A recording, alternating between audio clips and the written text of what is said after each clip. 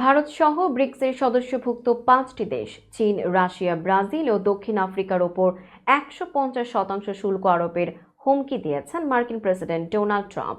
বৃহস্পতিবার ওয়াশিংটনে এক অনুষ্ঠানে বক্তব্য দেওয়ার সময় ট্রাম্প এই হুমকি দেন।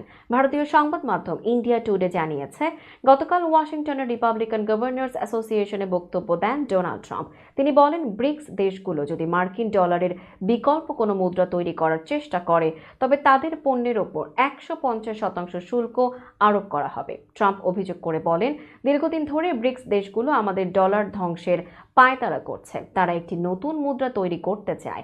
মার্কিন প্রেসিডেন্ট জানান, তিনি দায়িত্ব নেওয়ার পরপরই ব্রিক্সকে সতর্ক করেছেন। তিনি বলেছেন, ব্রিক্স রাষ্ট্রগুলো যদি ডলার ধ্বংসের চেষ্টা করে তবে তাদের পণ্যের ওপর 150% শুল্ক আরোপ করা হবে। আমরা তোমাদের পণ্য চাই না।